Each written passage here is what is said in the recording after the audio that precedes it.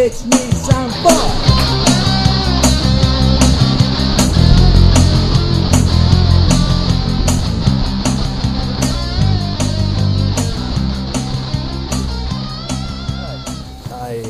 start. Yeah. Okay, so we are all here. My name is Kazuikawa Nodo guy, and maybe we can just briefly introduce ourselves. Okay, so I live in Washington, D.C., but I actually live in northern part of Virginia, but it only takes about 5 minutes. I am a research analyst. I work for a consulting company in America, and I am kind of helping also, as a side, Japanese people to improve their pronunciation and listening comprehension. That's, I guess, all from me. You want to go ahead and tell us something about yourself, Mr. Kanzaki? Yes, my name is Masaya Kanzaki. I live in Chiba. I teach English in Japan. I write TOEIC books too. I'm into TOEIC. That's it. Sounds good. And next is Mr. Sampa-san. Dozo. Yes, I'm Sampa Shirojiro. I'm a learner, English learner, just an English learner, and it's hard to take part in like this program because I can speak English well, but I will do my best. You're doing really well, I think. Thank you. Yes. And here I would like Mr. Ueda to join, but I think he's still driving. But let me say that Mr. Ueda is, I don't know, he is promoting his own way of studying English. He's a doctor, and he's hosting a radio show or some kind of discussion program at his own space called Hanako Cafe. And he's hosting his program called Phoenix Cross Cultural whatever. And yeah, he's... Oh, that's internet radio program too? Actually, he actually has a coffee shop called Hanako Cafe in Kyoto, near somewhere near the Kyoto station, I think. And he invites lots of local people, Japanese and Westerners and foreign people, and they discuss social issues. And he wants to join us and tell us a little bit about that program. Yeah. Okay. So how do we go from here, Mr. Kanzaki? Well, my computer is not working properly, so I can't send our voice onto the internet. So okay. You're still trying to fix it. So your Ustream stuff is... Actually, our conversation is being streamed right now, and the number of viewers is 27, which is record high. Oh, is it? I think so. Something wrong with the net. I think people may be interested in your story of how you studied in Britain, and Yeah. And, or maybe how you kind of started. Interested in English in the first place. Yeah. Let's talk about our study history. Yeah, study history. That sounds good.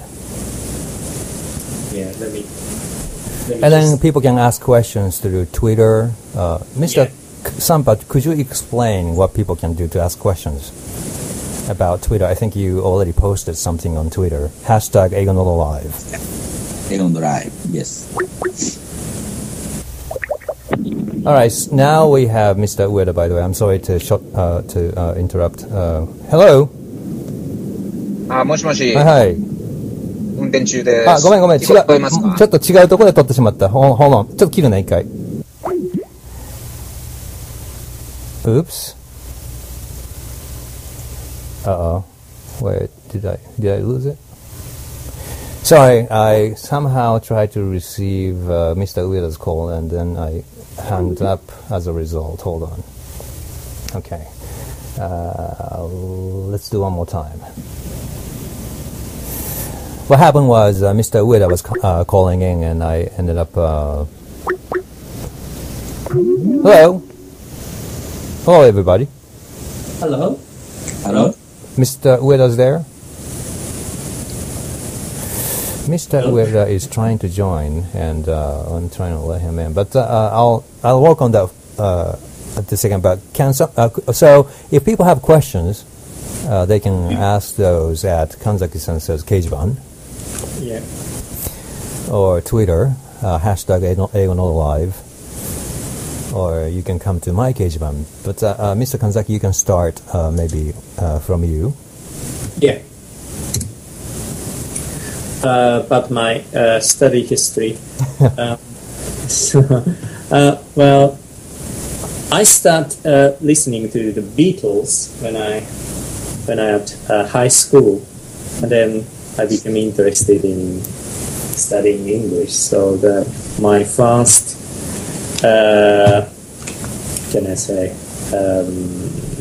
my first motivation to study English is the Beatles.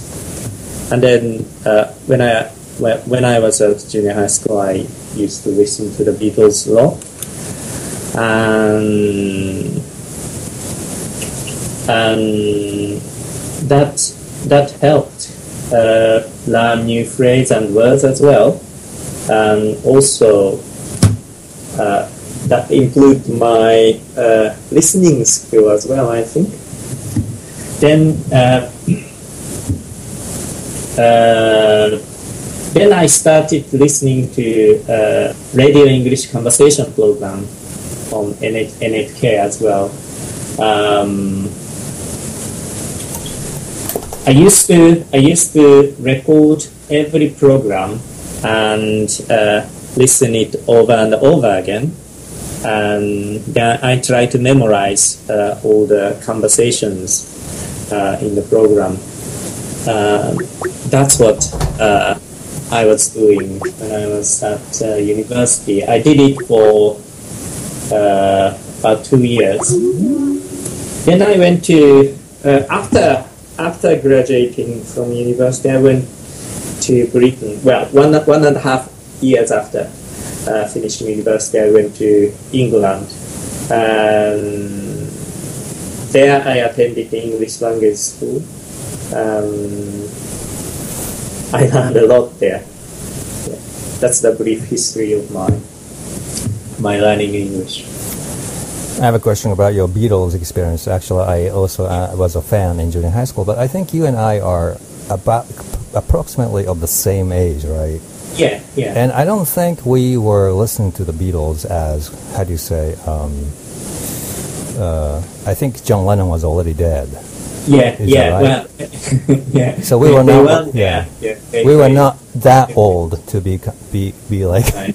Beatles Yeah. kind of fan, but we were still kind of, So what is your favorite album from the Beatles? And I used to like the early stuff, like rock and roll numbers. Well, actually, my favorite is Roll Over Beethoven, which is not their songs, but Chuck Berry's song they covered. So I like these kind of rock and roll numbers. do you like Miss Daisy? I forgot the name of the song exactly, but Yeah, Miss Daisy. Miss Daisy And When I Saw Her Standing There, the kind of rock and roll. yeah, so standing there. Slow Down was Are those like early stage Beatles? I mean, people talk about Yeah. early one and later ones, but you like really rock and roll, American influenced version of the Beatles. yeah, that's right. How about you? Which one is your favorite? How about you? What's your Myself like Blackbird and Let It Be, I guess. It's really difficult to say because they have so many songs, but I like their simple songs too, like da da da da da dun dun dun. Yeah. Stop me and a second. We love from you, from me to you. What about, maybe you probably know all the lyrics, right? Not all the lyrics, but yeah. Okay, how about this? Blackbird singing and what's next? Blackbird fly. Blackbird singing in the dead of night, I think. Yeah, that's the later Beatles. So I don't know. Okay. Helter Skelter. Yeah, Helter Skelter. Somebody told me that's like the first heavy metal of, it's just piece of heavy metal music. Yeah, that's in the White Album, is it? Did you listen to other British bands such as Led Zeppelin or The Who? Yeah, I like The Who. But what I like most is the punk rock stuff in the 70s. Oh, yeah, Sex Pistols. Yeah, and the Clash and Jam and those kind of bands. And also I used to listen to Two Tone Ska. Like a Specials, Madness kind of. Yeah, I still like the Specials a lot. That's cool. Yeah. Many people studying in America. Do you think there's something different about studying in Britain? I feel like the English is a bit different, is it? Was there any struggles? Because I think in Japan, when we study English, basically we study American English, perhaps, right? Yeah. At least spelling and basic pronunciation. Yeah. How did you deal with British English? Well, I used to like Beatles, so I used to like British English. Well, I still like it. So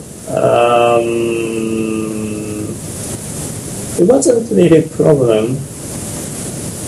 But sometimes, I still have some American influence in my pronunciation. So, sometimes my teacher corrected my pronunciation. Like I used to say 20, and my teacher told me that's American. You should say 20. So I corrected my pronunciation from 20 to 20. That's that kind of small stuff. Well, actually, I can try to imitate British English, but I can try to speak English like a British people, but I'm not successful with it usually.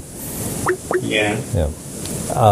When they say I, they tend to replace it with what do they say? Die, to die. Is that right? To die or something? That's Australian, isn't it? To die. I think in Australia they say today. To die. Sorry. Yeah. Well, I would say today. Right. Today. To die. I mean, you can say to die or to die. Or today. Maybe it depends. I'm sure Tony Blair said today. Today, to die, to die. Don't know. Today is today, isn't it? No. To die means today. That's right. This day is to die. Don't know. I don't say to die. I would say today. It's a. Yeah. I have lived in Britain for 3 months a long time ago. This was in 1987, and when I arrived there, I was a little bit surprised because people were saying to die, or when they say mail came today, I think mile climb to die, mile climb to die, or something. Oh, really? But it's interesting. When you were in Britain, where were you? It's a place called Eastbourne in southeast part of the island. I see. Yeah. Eastbourne, near the sea. Near the sea, you can see, literally there's water there, and it was very pretty. Yeah. You see that in Britain there are a lot of different dialects, and even there are a lot of regional differences and also social differences too. So I think there are more varieties in Britain than the US. I feel like in the US there's like really standardized, although there's a big like Southern and but other than Southern, maybe New York may have a strong accent. Instead of saying in New York, I think instead of saying let's say coffee, they say coffee. Yeah. Instead of saying New York, I guess they say New York. Yeah. Talk, instead of talk, they say talk. So I can say I can talk like this, then I can sound like a New Yorker. Yeah. But for me, it's a little difficult to imitate them. Anyways, Britain is like usually people live pretty close to each other, like Japan, right? And people take the train, and it's kinda... in London, yes. We don't. They don't use car very much. In that sense, it's a little bit close to the way of life in Japan. Yeah.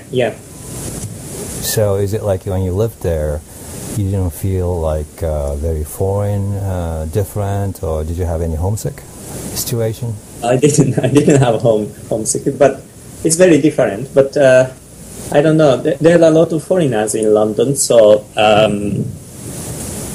that you don't have to feel being a foreigner, because there are a lot of people from different countries there. So actually, when I lived in Britain, it was really interesting because there were lots of people from Africa, and I'm like, oh my God, so people from such a far away place are here. But actually, it's not very far from Africa. Yeah, Britain is not very far from the Middle East. Right. Japan is very far.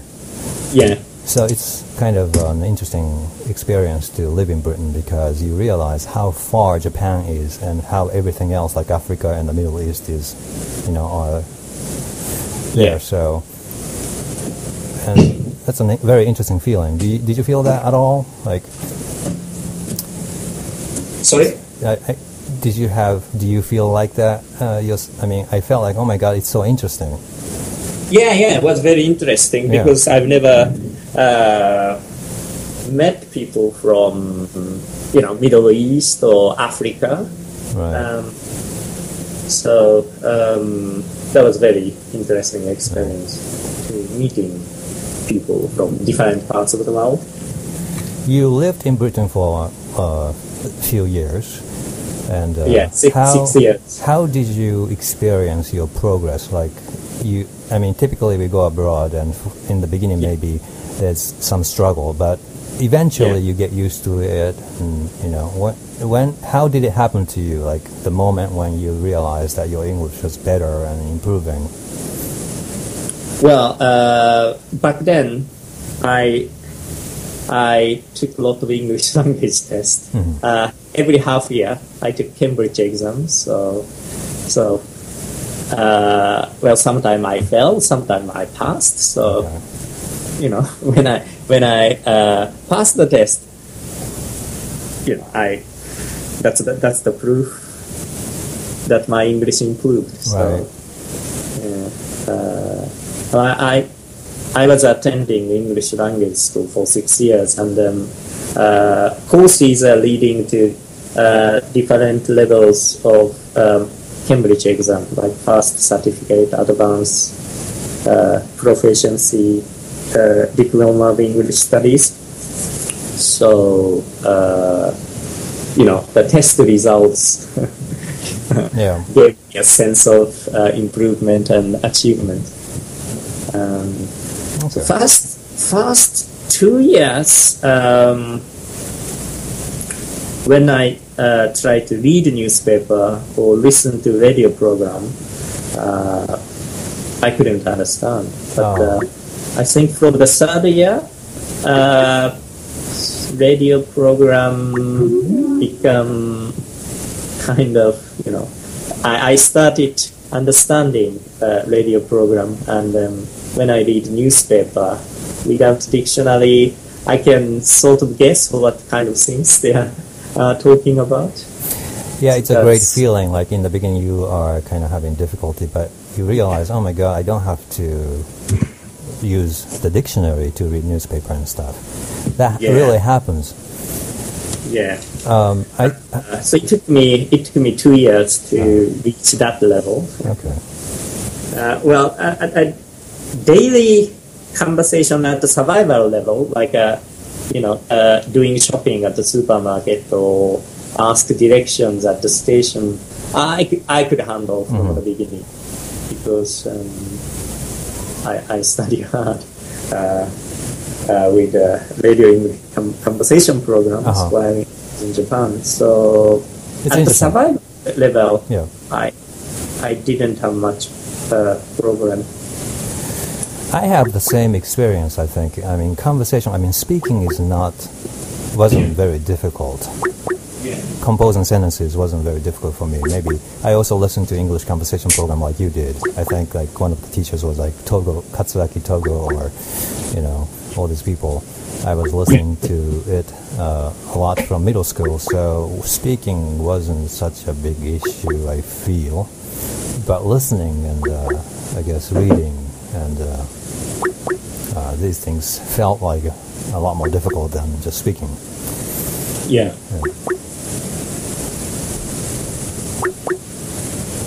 and the writing was really tough. I've never practiced writing in English, so when I was at the language school, in the Cambridge exam, I have to do write essays during the exam. So there's we practice writing essays. It was really tough. I used to spend a lot of time writing essays at home. Maybe half of the study time was spent on writing practice, thinking about essays. I'm trying to add Mr. Ueda to this conversation, but I'm being unsuccessful. So how did you study English class? How did you? Myself, I started just like you, I guess, from middle school, listening to radio conversation program. Yeah. And I liked studying English for some reason, but I think my grade was not particularly good. But anyway, I continued, and in high school, but I grew up in countryside, so I didn't really have any opportunities to use English. But in high school, somebody told me she goes to the church or something to study English, and I didn't go, but she told me one day the greeting is in America is like, how's it going? And I thought, oh, that's interesting. How's it going? How's it going? And I kind of like the sound of spoken English, so I kind of started developing more interests. And I liked music too. In middle school, there are lots of hard rock and heavy metal movement, such as Van Halen, AC/DC, and Ozzy Osbourne. And lots of kids were listening to the Beatles, and I guess the Beatles was a big influence. And in high school, a lot more heavy metal, hard rock. I was doing a band, and it was very difficult to find a vocalist who was able to sing Western songs. So I had to, eventually I had to sing myself. So I think that really was a good training for me to speak English. Oh, in middle school, I was listening to Van Halen and AC/DC, and I tried to study the meaning of lyrics by looking words up in the dictionary. Yeah. And in college, my dad said you can study abroad, so I went to California. But soon I got kind of bored, and one of my friends was studying in Eastbourne, so I said, I'm going to join you there. So I went to Britain for 3 months to study English, and while I was studying English there, actually California was a little bit boring because I went to a language school, and I think 90% of the students were Japanese. So it was kind of a little bit getting boring. But in Britain there was an interesting mix of people from the Middle East, Africa, Europe, and there's a bunch of local people around. And the town was a little small, so it was kind of easier to study English and get to know people and get to know the local culture. Yeah. And then I met a Mexican classmate, and she said, hey, why don't you study Spanish in Mexico City? So I went to Mexico City to study Spanish. Oh, really? Yeah, I studied about 3 months, and when I got there, my Spanish was very limited, but I somehow ended up learning a little bit, and since then I have been speaking Spanish too. So that's how. And also in college, I had lots of American friends. The university I went to, Doshisha, there is an international kind of program, exchange program called AKP, which stands for Associated Kyoto Program. So there was like every year 20 to 30 American students. So I used to hang out with them. I think that's really important, to hang out with native speaker friends or just foreign people like Chinese, Korean. We may speak in English or in Japanese, but I think it's good to actually speak English and make friends. Yeah. I have to say, by the way, that especially to make female international friends is very important for guys. Did you have a girlfriend over there? Well, I have to say that there was a line of women who were looking for Japanese people who can speak English. So I'm going to stop at that. Because in Mexico? Or, no, in Japan. Sorry? In Japan? In Japan. There's a bunch of people, exchange students, international students, lots of them. And because they have hard time finding people who can speak English, when you can speak English, it's very easy to make friends. Really? Yeah. I didn't know. Yeah. It's a well-kept secret. Oh, yeah. So what things help you improve your English? I want to go by one by one. Like reading in college, I was trying to read a newspaper every day. In the beginning, it was a little slow, but I somehow read it every day at the library. The university library had a Japan Times, and I think there was something else too, so I tried to read a little by little. But I didn't really use the dictionary, but maybe sometimes. It's amazing if you do it every day, you kind of get used to reading. Oh, I did the same while I was in London. We used to spend 1 hour reading British newspaper called The Independent. That's my favorite. What I did was reading newspaper. Well, I picked up articles which looked interesting, and then while I was reading, I write down words and phrases I didn't know, and then after reading a whole newspaper, I start checking words and write down definitions from English dictionaries, and that took me maybe 20 minutes. So, I did it for vocabulary building. So I learned a lot of new vocabulary from newspaper. For me, it was really fun to read newspaper or Time magazine, or I think there was one more thing, Newsweek, because I was studying in English. I mean, I was studying English. I wanted to get to know about what's going on abroad. So it was like, how do you say, there's a proverb, catching two birds with one stone or something like that? Yeah. You are learning English, so why not? You can increase your world knowledge. Right.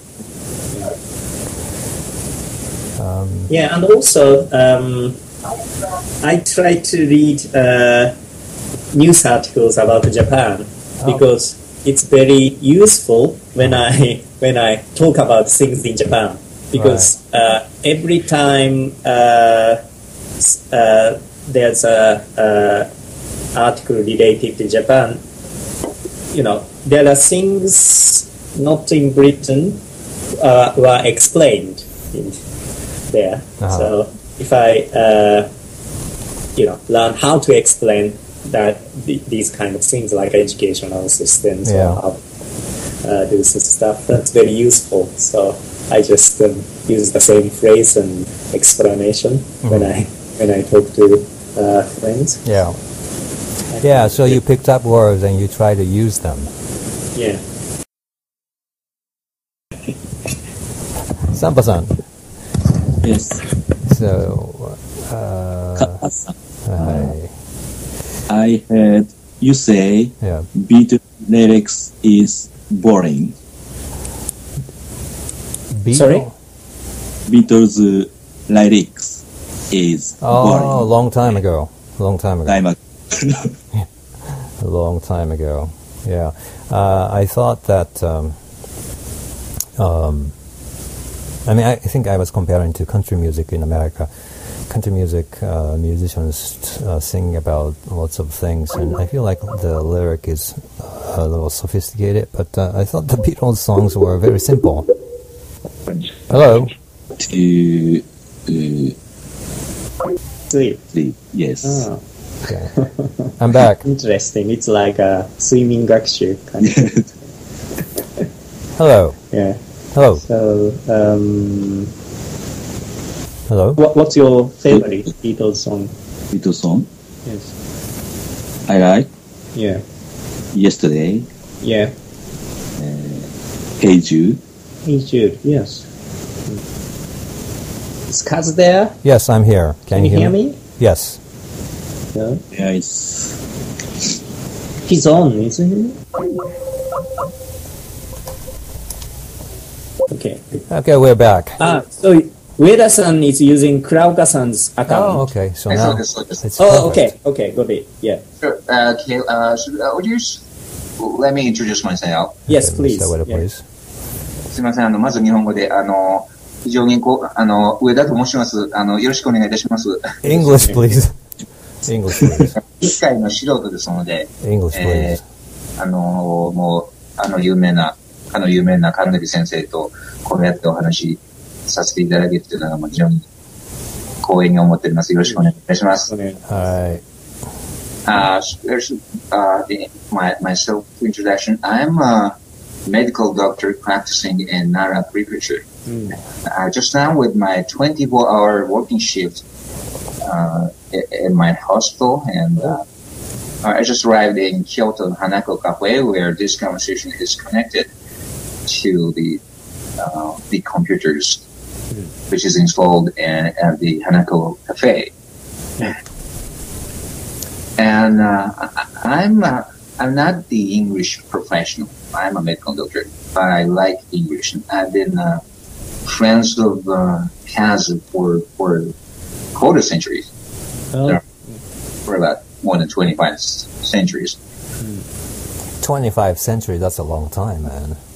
Right. So we both graduated from the Doshisha University, and though I was not in the English-speaking society, I was in the boxing team.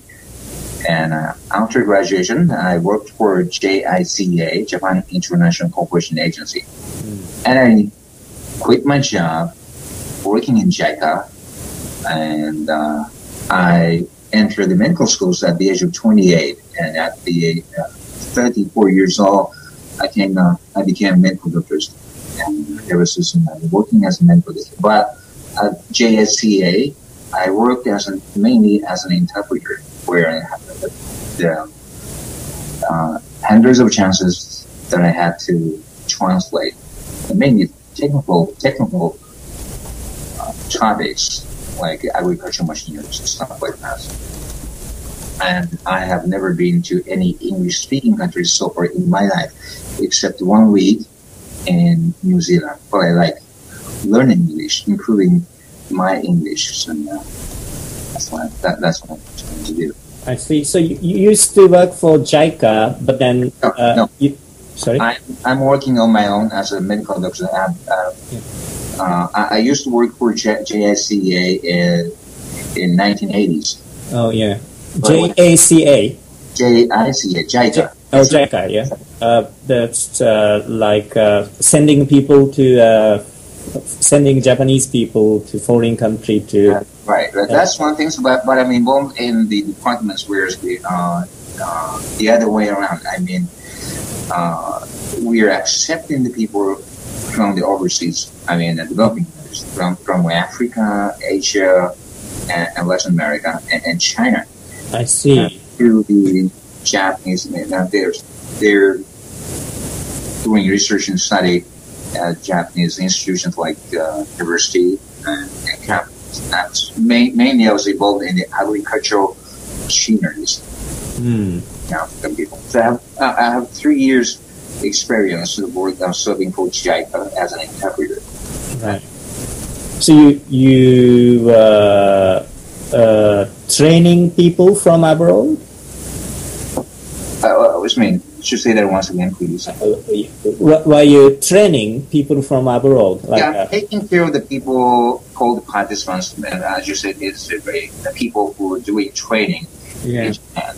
But I have no experience of going abroad and working there. But I stay in Japan to help and assist the people coming from overseas.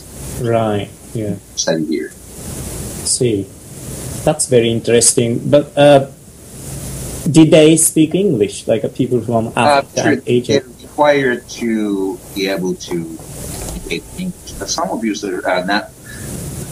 Some people are poor in communicating English, like the people from Indonesia. They are not good at it necessarily. Right.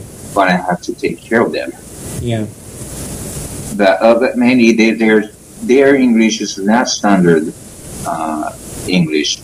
So the African people is really sophisticated, but they're really accented African accents. So I have to modify my English. That's why I speak with some sort of African accent, like on behalf of the world group, I will try to express express the gratitude. I spoke with the African accent behind. Yeah. But since my English is I picked up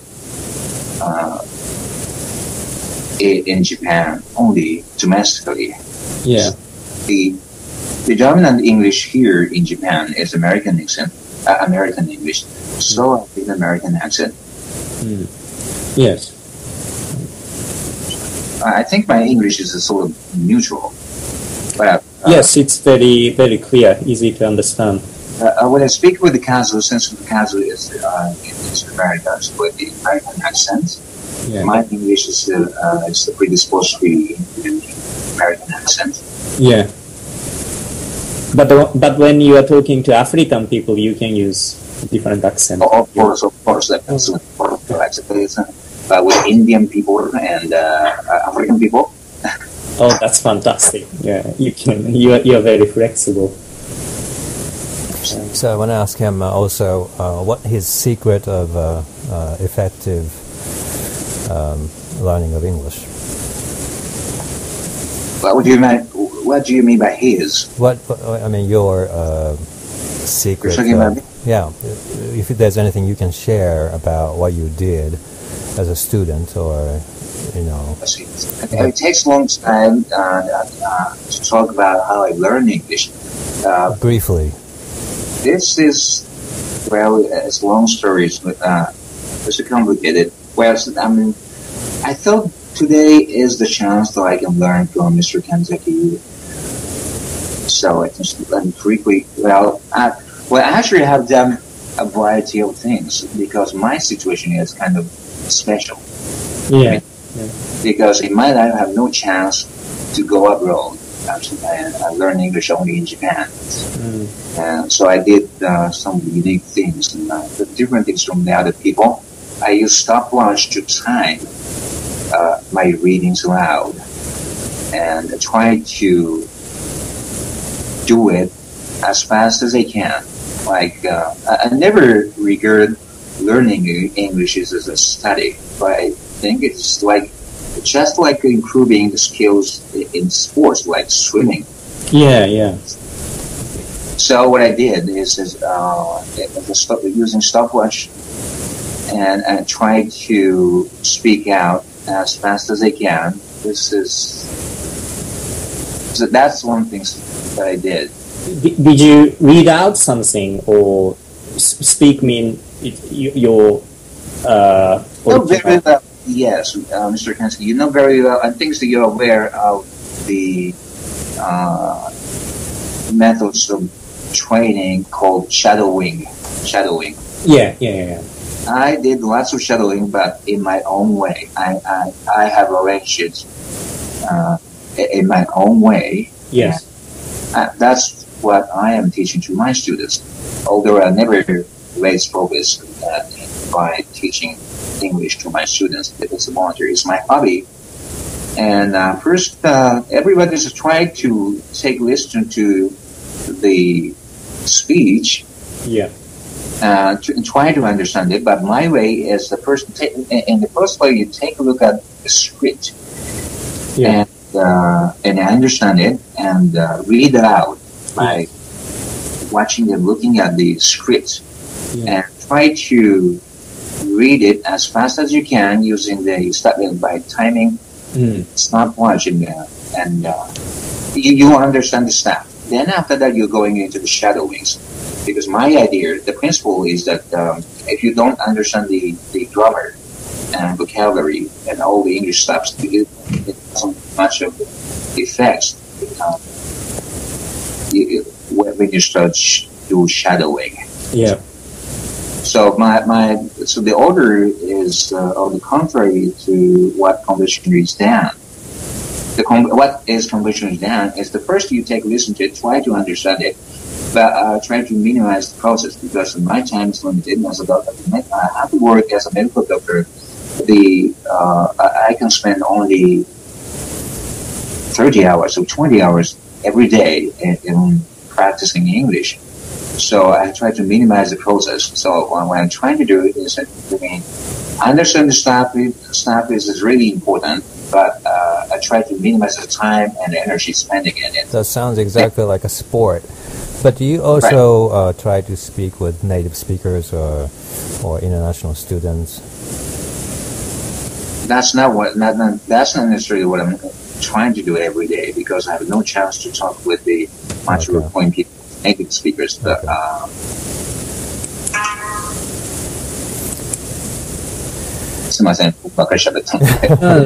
that's very interesting. Interesting, unique approach to shadowing, and that's interesting.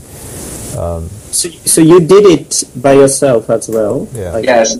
Most recent, the whole process, most of the process that I've learned English is done by myself. I'm kind of black sheep. So when I started learning English at the age of 18, I'm determined to do it only in Japan domestically. Because everybody else wants to go to the United States or Britain to learn English. So I thought that I'll go different ways. So I think that when they go to English-speaking countries like the United States or Britain, they're exposed to the English-speaking environment, and they gradually pick up language and be able to speak English. But once they come back to Japan, they're forgetting it. So can I make a comment? I want to make a comment on that one because I think many people who go to America, because if you go to a language school in America, many of students are Japanese. It is very easy to kind of lose, you end up speaking Japanese. I think that doesn't happen in Britain or in many places, many other places, but because the US is so popular and there are many Japanese people there, it is possible that maybe you're better off studying in somewhere else or in Japan. Right. Since I haven't got the chance to be exposed to the linguistic environment, I have to come up with my own way, with my own methods. Right. So that's that stopwatch thing is your own invention or somebody told you? Well, so using stopwatch is one of the variety of things that I'm doing. Yeah. And I'm in the process of experimenting my way of learning it with my students when they're what I call guinea pigs linguistic experiments. Stopwatch, I think it comes from the experience. I used to be, I'm a swimmer, and I used to be boxer. I used to box. Yeah. From that kind of the sports experiences, I come up with my own methods of using stopwatch. I think that's a real interesting approach. Can I ask one question to Mr. Kanzaki? Yes. I don't mean to interrupt Mr. Ueda, but or Mr. Samba may also have some opinions on this. But how do you prepare for a TOEIC test, but at the same time somehow? What is the best way to? TOEIC preparation, often people prepare for the test itself, but of course they want to improve their spoken English and ability to use English at the same time. Do you have any advice on how to effectively kind of study for TOEIC, but at the same time improve your spoken English? Well, what I always advise my student is to memorize conversations in TOEIC Part 3. Part 3 in the TOEIC test is a conversation. You listen to the conversation and answer questions.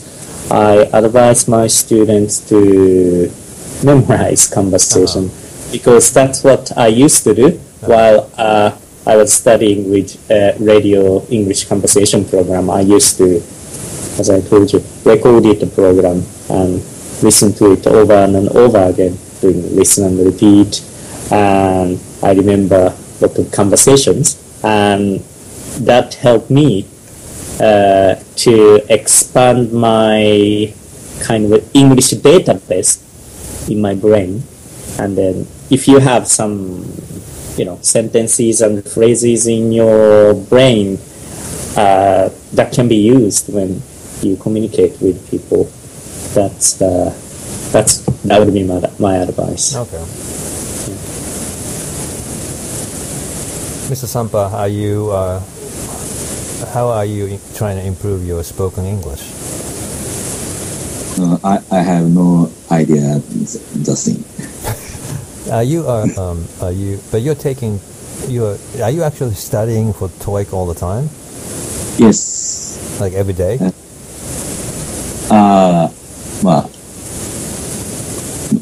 Almost every day. And may I ask what score have you gotten so far?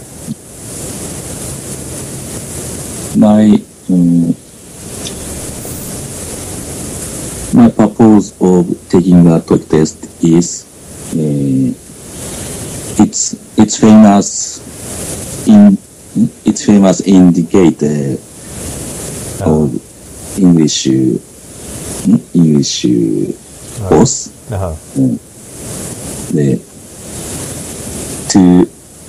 To explain another people, it's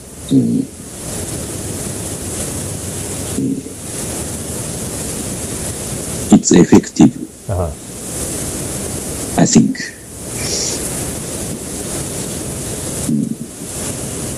It's a matter of authenticity. Sounds to me. Sorry. It sounds to me that it's much of the issue of authenticity. I think that it's really it put credibility in the scores of TOEIC, especially in Japan and the Asian world, like in Korea and Taiwan. Yes, TOEIC score is well known than other tests.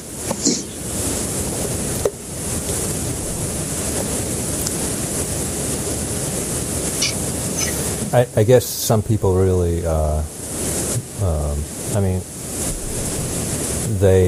it's good to try to learn lots of words and expressions and get ready for the test. And if you can use those expressions that you studied, I think it's good. But I think that, I guess like 20 years ago, were people taking TOEIC tests like today? About 20 years ago, TOEIC wasn't very popular. Okay. Maybe, I don't know exact number, but the last 10 years there are quite a lot. But when TOEIC was started, it started 30 years ago, more than 30 years ago. Only a few people took it.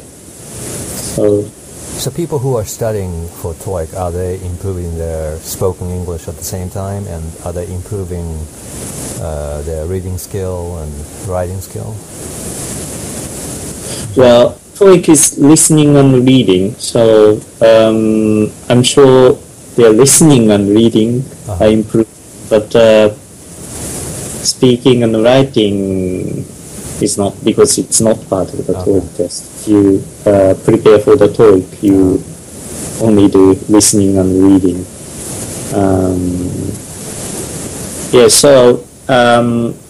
Using the TOEIC material, you can improve your listening, reading, and maybe grammar and vocabulary. But if you have listening and reading skills, that will help. Right. When you speak and write, I think. But then speaking and writing are different things. So if you want to improve your speaking and writing, you have to do something else other than TOEIC. I have a question. Yeah, please. Mr. Kanzaki. Yeah. The last time I took TOEIC is more than a quarter centuries ago. Yeah. 20 years ago. I don't even remember my score. But that was, as I remember, it's somewhere around 900. Yeah. And after I was 1986, I took Aiken EQ. Yeah. After that, I never took any English test ever since then. And because I think the pursuing the English is more fun than pursuing the scores of TOEIC. That's what I think. Yeah. And I think there's the merits and demerits for the Japanese people pursuing the scores of TOEIC. The merit is you raise up the whole level of the English proficiency for the Japanese people by setting the goals in terms of the scores of the TOEIC. Yeah. The demerit, yeah, I think, is that once you get the full score of the TOEIC, 990, yeah, I feel like you're done with English, and there's nothing anymore to learn English. Yeah. Once you get the full scores, yeah, and they put the limitations. They feel like the ends of the study, and that's the shortcomings of pursuing the scores of the TOEIC. What do you think about it? Yeah.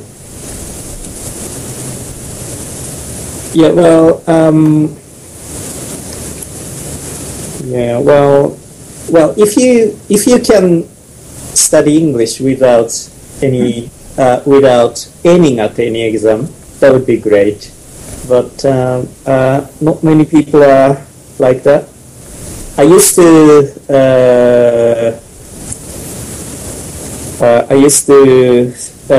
study using radio English conversation program.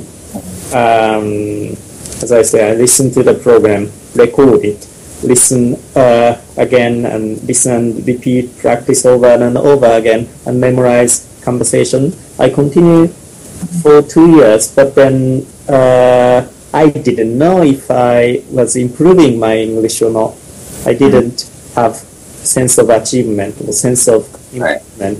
But well, if you take TOEIC tests regularly, like I don't know, every 3 months or every 6 months, you can see the improvement. Right. Sense of achievement. Yeah, that's very important to keep you motivated. I understand it. So, yeah. But as you say, only focusing exam has disadvantage as well, because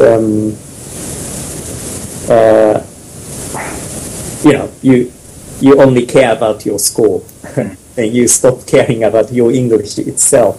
So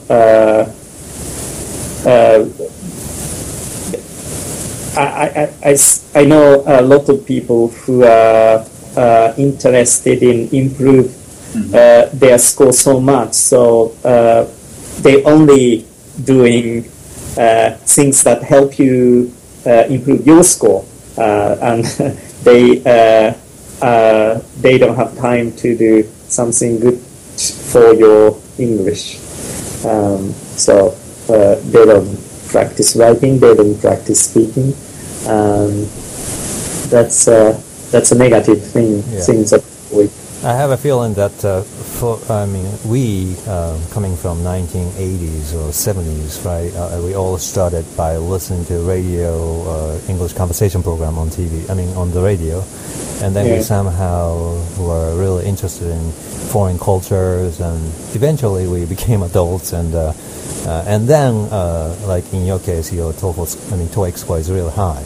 On the other hand, there's like young people who started studying English based on TOEIC test without other sources of influence, like how we were influenced by like 80s music, or Best Hit USA and the Beatles. There may be some difference, like generational difference. Yeah, well, young people today have I don't know exactly, but well, my students, the student I teach are attending, foreign language university, so they have a lot of exposure to different kind of stuff. Some TOEIC is just a minor part of English study. But I don't know, it's difficult to generalize. I think it's more to do with working people. Their company ask them to get a certain score. They're not interested in improving English, or they're not interested in using English at all. But it's their requirements. One of the requirements to stay in the position, and so that kind of people, they are only interested in TOEIC score. So no, if you so young people today also have the same kind of like experiences with music, and they they have... Yeah, well, depends. Well, I heard these days, young people these days less interested in foreign culture and foreign music than we used to be. So like the number of people who are interested in studying abroad is declining steadily the last, 10, 20 years. And the number of people studying abroad is also declining. Well, there are a lot of different reasons. Maybe we are not economically well off than 20, 30 years ago, and also, America is a dangerous place because of 9/11. Those kind of factors affect their mind as well, but also, young people in general are less interested in foreign countries and foreign cultures too. So the combination of different factors, I guess. Mr. Hansen, I have a comment and request to you. You're really well-known persons who lead the way, and you have a great influence in this field. And I think many people, Japanese people who learn English, know you. Yeah. Know of you. And I'm the kind of person, I'm a lay person. My influence is quite limited. Yeah. But we have something in common. That's we all really love learning English, improving our English. Yeah. Right. So I think you're essentially the leading person, the one of the really well-known mentor in this field. Yeah. I would like you to guide your students in that way. What I mean by that, raising the scores of TOEIC is really fine. That's really good things to do. Yes. But I want them to know there are lots more interesting things, a lot more fun learning English, like communicating with the foreign people. And I would like to show your students to know the existence of that fun thing that there's a fun thing to do. Yeah. Well, we got, hand in hand, we want to guide our students to better themselves. And I'm very sorry if I sound arrogant to that. No. That's a good point. Yeah, but then think about yourself. How did you become interested in English? Did someone tell you? Well, it's a matter of coincidence. At the age of 18, I was in student of a high school was affiliated to Doshu University. Yeah. So I didn't study at all. It's a really bad student. I hate English. I hate study as a whole. It's a really bad student. Yeah. But I really devoted myself in swimming. Yeah. In terms of the high school, but I was because of the injury, I was not able to keep on swimming anymore at the age of 18. I didn't know what to do, so I took a walk in the neighborhood. I encountered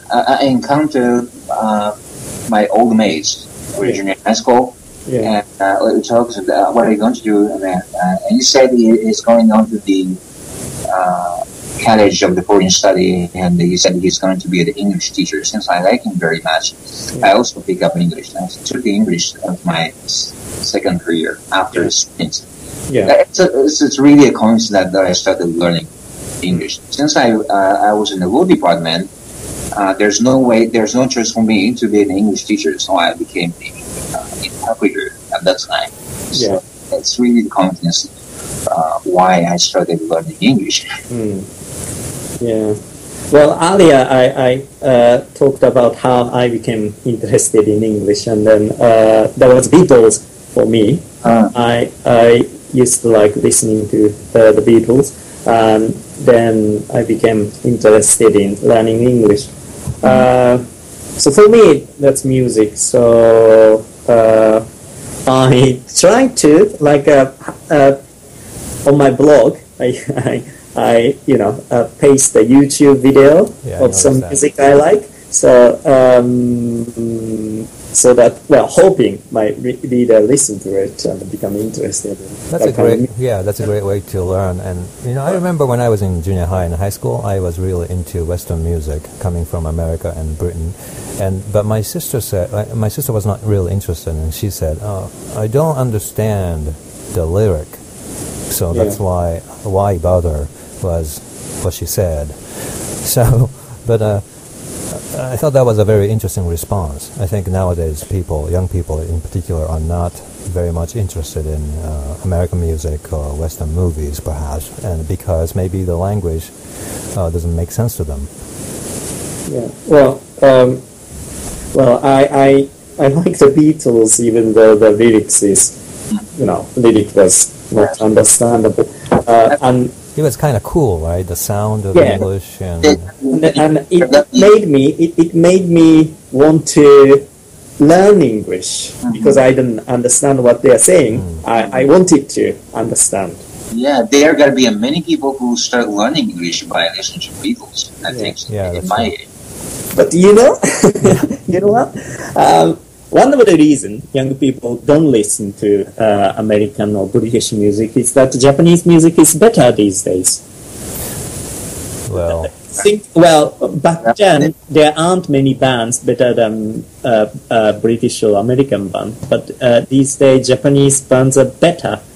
What are they listening to? Their opinions. I think my sense, it's a subjective matters, but I think music, rap music and pop music in 1970s and 80s or 60s, I think to me, it's far better.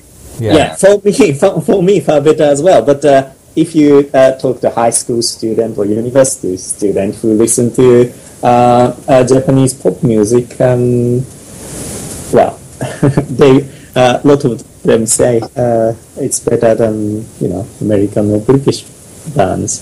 So I think that's a good thing because Japanese music is improving. Well, I think again it is subjective things. I think for me, as the Japanese music in the 1970s, they can sing a lot better than the singers in the current days. Yeah, it's all subjective. But I agree with you, Mr. Ueda. I think it's obviously subjective, but they used to sing really well, like Husei Akira and Kato. What's his name? Yeah, all these people used to sing like Western singers. Yeah. Can I also have a suggestion? I have a proposal. What about switching into Japanese from now on? Because I think mostly people are listening to our conversation in Japanese who want to improve their English. I think that's a future. Well, at the moment, only 15 people are listening to. Hold on. On my side, there's like 30 people listening on Ustream. So combined together. Yes, a lot more people will listen to our conversation later. I think it's easier. Okay, shall we? Sure.